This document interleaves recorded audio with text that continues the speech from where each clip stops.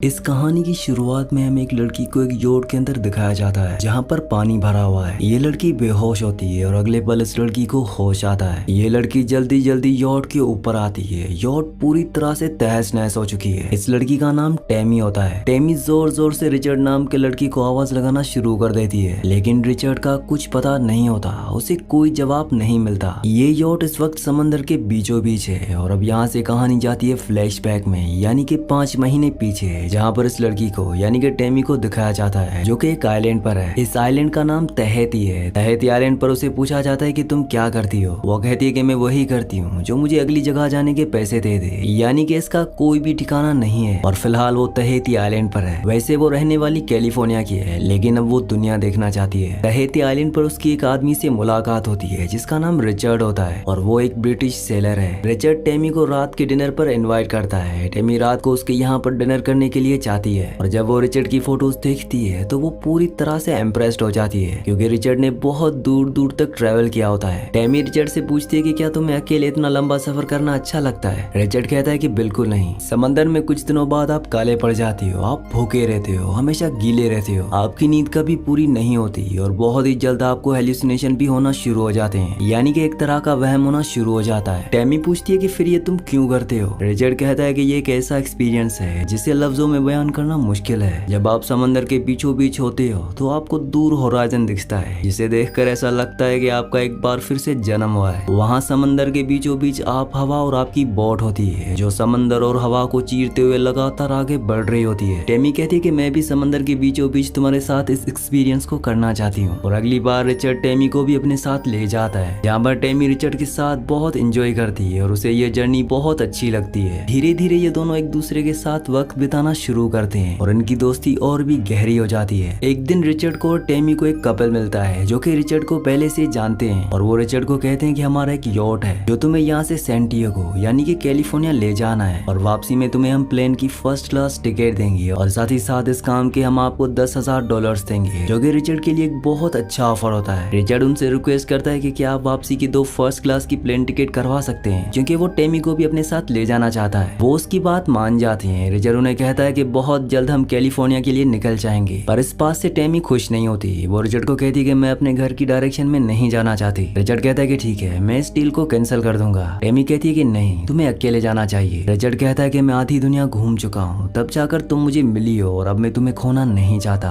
दरअसल रिचर्ड और टेमी अब दोनों एक दूसरे से प्यार करते हैं और रिचर्ड की ये बात सुनने के बाद टेमी उसके साथ जाने के लिए मान जाती है और बहुत जल्द ये दोनों के दोनों उस योट को लेकर कैलिफोर्निया की तरफ निकल पड़ते हैं। अब जब ये समंदर के बीचों बीच होते हैं तो रिचर्ड टेमी को शादी के लिए प्रपोज करता है और वो उसे एक रिंग भी पहनाता है जो उसने खुद अपने हाथों से बनाई होती है। टेमी रिचर्ड को शादी के लिए हाँ कर देती है और उसे अपने गले से लगा लेती है, क्योंकि वो भी उससे प्यार करती है। अब अगली सुबह जब ये कैलिफोर्निया की तरफ बढ़ रहे होते हैं तभी एक परिंदा उड़ता हुआ उनकी योट पर आ जाता है। उस परिंदे को देखकर ये दोनों के दोनों हैरान हो जाते हैं, क्योंकि ये दोनों किनारे से बहुत दूर हैं और इतना छोटा पक्षी इतनी दूर उड़ नहीं सकता। टेमी रिचर्ड से पूछती है कि ये इतना दूर आया कैसे। रिचर्ड कहता है कि शायद हवा के तेज झोंकों से ये यहाँ तक पहुँच गया हो। टेमी कहती है कि क्या हमें टेंशन करनी चाहिए। रिचर्ड कहता है कि मैं रेडियो पर बात करके आता हूँ और वो नीचे जाकर रेडियो पर बात करना शुरू करता है। अब उसे पता चलता है कि जिस रास्ते की तरफ वो जा रहे हैं वहाँ पर एक बहुत बड़ा हरिकेन आने वाला है। रिचर्ड इस बात से पूरी तरह से परेशान हो जाता है। टेमी उसे कहती है कि हमें अपना रास्ता बदल लेना चाहिए और जब ये तूफान हरिकेन निकल जाए उसके बाद हम अपने रास्ते की तरफ निकल सकते हैं, और ये ऐसा ही करते हैं। लेकिन रात होते होते इनका योट हरिकेन में पूरी तरह से फंस जाता है। यहाँ पर इतनी ऊंची ऊंची लहरें होती हैं जिसके बारे में उन्होंने सोचा भी नहीं था। रिचर्ड टेमी को बोलता है कि तुम योट के अंदर यानी कि योट के नीचे जाओ। हालांकि टेमी नहीं जाना चाहती, लेकिन रिचर्ड उसे जबरदस्ती नीचे भेज देता है और तभी इनका योट एक बहुत बड़ी लहर से टकराता है, जिस वजह से इनकी योट के अंदर पानी आ जाता है। साथ ही साथ रिचर्ड भी समंदर में गिर जाता है और योट के अंदर टेमी बेहोश हो जाती है, क्योंकि उसके सर पर गहरी चोट आई होती है। और अगली सुबह जब उसकी आंखें खुलती है तो वो देखती है कि योट के ऊपर पानी भरा हुआ है। वो योट के ऊपर आती है और रिचर्ड को आवाज लगाना शुरू कर देती है, पर रिचर्ड का कुछ पता नहीं चलता। वो उसकी बात का कोई जवाब नहीं देता और ये वही पल होता है जहाँ से कहानी शुरू हुई थी। और अब कहानी फ्लैशबैक से यानी कि पास्ट से प्रेजेंट में आ जाती है, जहाँ पर टेमी रिचर्ड के लिए पूरी तरह से परेशान है। वीडियो में आगे बढ़ने से पहले आप सबसे रिक्वेस्ट है कि मेरे चैनल को सब्सक्राइब और वीडियो को लाइक लाजमी से कर दिया करें। वो दूरबीन से दूर दूर तक देखती है, लेकिन उसे कहीं कोई शिप नहीं दिखता और न ही उसे कोई किनारा दिखता है। इसके बाद वो रेडियो से किसी से कांटेक्ट करने की कोशिश करती है, लेकिन यहाँ पर रेडियो भी काम नहीं कर रहा होता और इस बात से टेमी पूरी तरह से हताश हो जाती है और वो यहीं योट के ऊपर लेट जाती है। वो बहुत बुरी तरह से जख्मी है, इसीलिए उसकी आंख लग जाती है और जब कुछ देर बाद उसकी आंख खुलती है तो वो देखती है कि योट के ऊपर जो छोटी सेफ्टी बोर्ड थी वो वहां पर नहीं होती और जब वो दूरबीन से देखती है तो वो बहुत दूर होती है और वो समझ जाती है कि रिचर्ड उसी के ऊपर है और अब वो किसी भी हालत में वहां तक जाना चाहती है। इसीलिए वो योट को स्टार्ट करने की कोशिश करती है लेकिन योट स्टार्ट नहीं होता। अब टेमी तैर कर उस तरफ जाने लगती है जहाँ पर रिचर्ड है, लेकिन जैसे ही वो थोड़ा सा आगे जाती है तो वो देखती है कि योट उससे दूर जाना शुरू हो जाती है और वो किसी भी कीमत पर योट को नहीं खो सकती, इसीलिए उसे वापस आना पड़ता है। योट का सेल टूट चुका होता है और साथ ही साथ योट कई जगहों से क्रैक भी होता है जहाँ से पानी अंदर आ रहा होता है, इसीलिए सबसे पहले वो उन जगहों पर टैप लगाती है। इसके बाद वो योट के अंदर जाती है और वहाँ पर जितना भी पानी भरा हुआ होता है वो सारे पानी को पंप से बाहर निकालती है और अब उसे किसी भी कीमत पर सेल को लगाना होगा,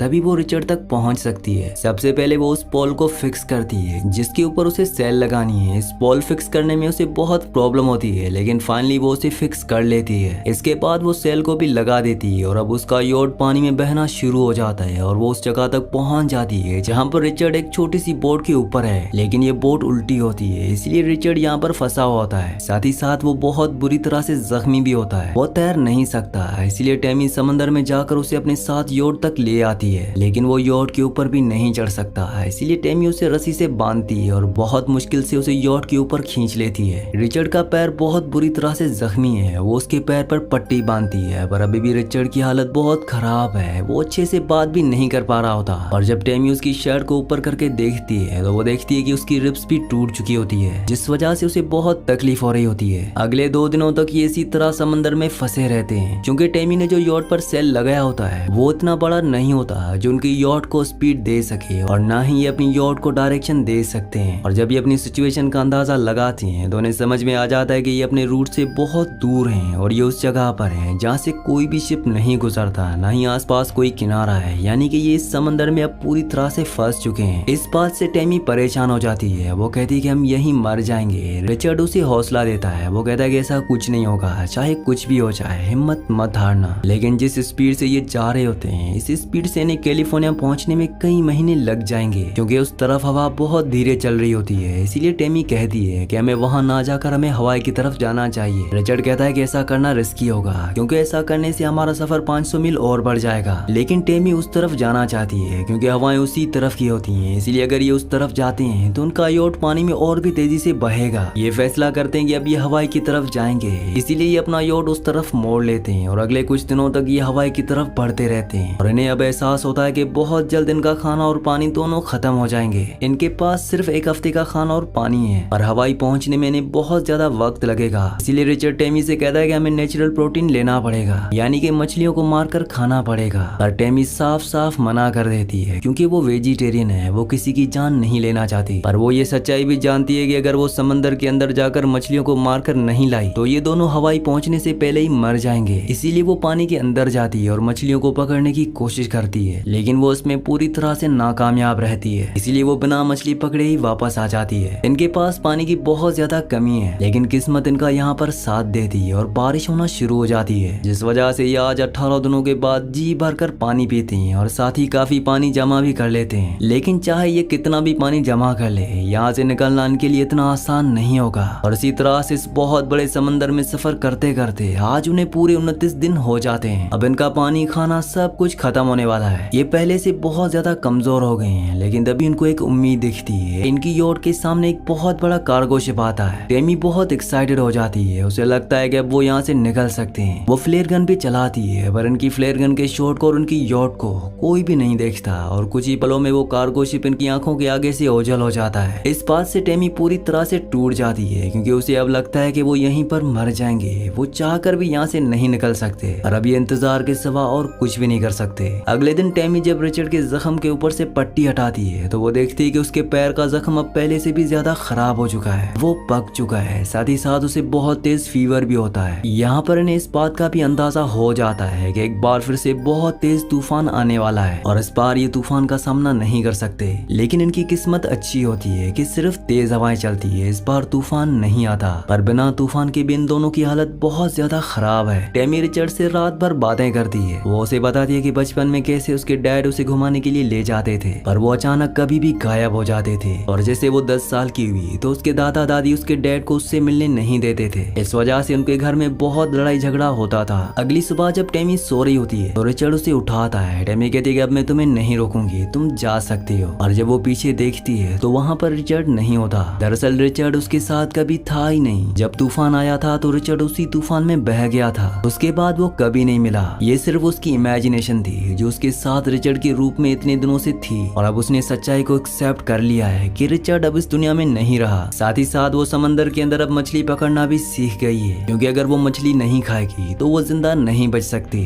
अब धीरे धीरे वक्त बीतता है और उसे 41 दिन हो जाते हैं। 41 दिनों में उसकी हालत पूरी तरह से खराब हो चुकी है। और जब वो सारी उम्मीदें छोड़ देती है तभी उसकी योट की तरफ एक परिंदा आता है। और उस परिंदे को देखकर उसे बहुत हैरानी होती है, क्योंकि अगर उसकी योट पर परिंदा आया है इसका मतलब आसपास ही कहीं पर कोई ना कोई किनारा है। और जब वो दूरबीन से देखती है तो उसे किनारा दिख जाता है। साथ ही साथ पानी में उसे एक शिप भी दिखता है, जिस तरफ वो फ्लेयर गन चलाकर उन्हें इंडिकेशन देती है कि वो यहाँ पर है, उसे मदद की जरूरत है। ये एक जैपनीज शिप होता है। इस बार उसकी किस्मत उसका साथ देती है और वो उस शिप वाले उसकी फ्लेयर गन की शॉट को देख लेते हैं और कुछ ही पलों बाद उसके सामने होते हैं। वो ऊपर से उसके लिए नीचे खाना और पानी भेजते हैं और उसके बाद वो उसकी योट को अपनी शिप से खींचकर किनारे पर ले जाते हैं। जब वो पूरी तरह से रिकवर हो जाती है तो वो वापस तहती आती है, वहाँ पर जहाँ पर वो रिचर्ड से मिली थी। और वो उसकी बोट के अंदर जाती है जहाँ पर उसकी और रिचर्ड की कई सारी फोटोज होती हैं, जिन्हें देखकर उसके मन में पास्ट की बहुत सारी यादें ताजा हो जाती हैं। और वो अपने आंसुओं को नहीं रोक पाती, उसे बहुत रोना आता है। वो समंदर के किनारे जाती है और जो अंगूठी रिचर्ड ने उसे पहनाई थी वो उसी की याद में समंदर में उसे बहा देती है। आखिर में टेमी की और रिचर्ड की असली फोटोज को दिखाते हैं और इसी सीन के साथ इस मूवी का सच्ची कहानी का एंड हो जाता है। अगली कहानी आप किस मूवी पर सुनना चाहते हैं मुझे नीचे कमेंट्स में जरूर बताना, क्योंकि मैं आपके कमेंट्स पढ़ता हूँ और आपके प्यारे प्यारे कमेंट्स का बहुत बहुत शुक्रिया।